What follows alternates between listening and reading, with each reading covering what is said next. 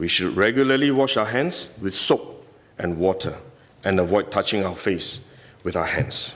Even at a meeting when we have on this ministry task force, while I was speaking, I was touching my face until Minister Lawrence Wong nudged me with his elbow and said, "Stop touching your face."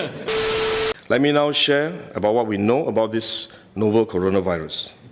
This virus comes from the family of coronavirus, which includes other viruses such as MERS and SARS, as well as the milder variants causing common cold.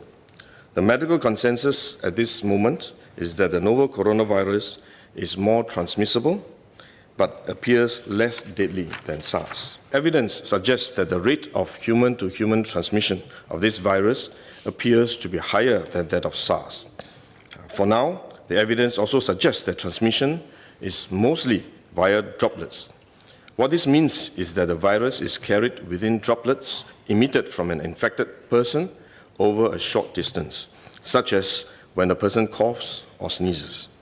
If these droplets come into contact with the eyes, nose, or mouth of an individual, directly or indirectly through hands that have come into contact with these droplets, the individual may become infected. To clarify, there is no evidence currently to suggest that the virus is airborne.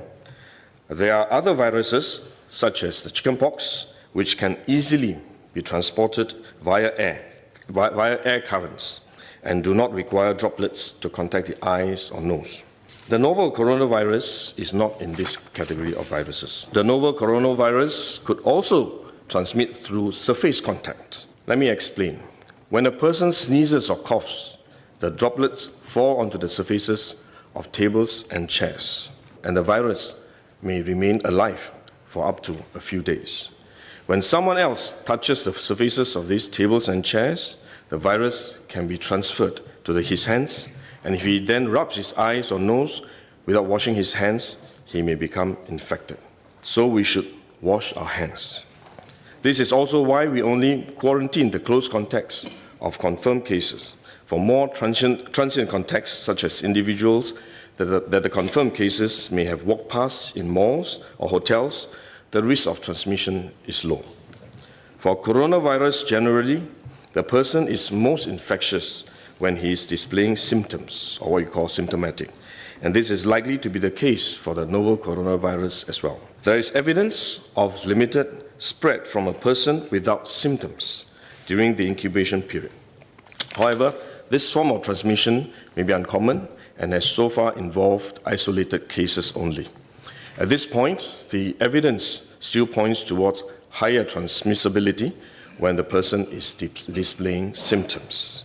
As such, medical professionals, both overseas and in Singapore, have advised that the most effective way that we can protect ourselves is to practice good personal hygiene.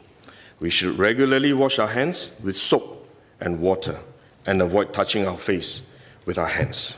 These may sound simple, but actually they're very difficult to do because all of us touch our face all the time. Even at a meeting when we have on this ministry task force, while I was speaking, I was touching my face until Minister Lawrence Wong nudged me with his elbow and said, "Stop touching your face."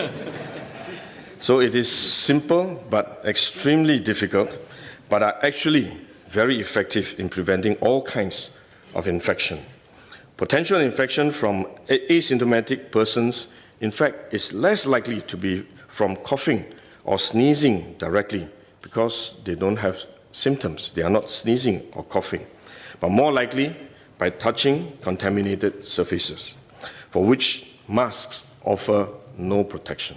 Wearing a mask when we are well often gives us a false sense of security instead, and we are more likely to touch our faces when we constantly adjust our masks, which is one way the disease spreads.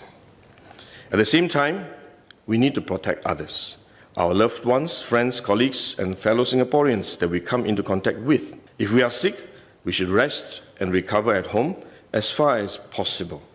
If we do need to go out to see a doctor, for example, we should wear a surgical mask to protect others.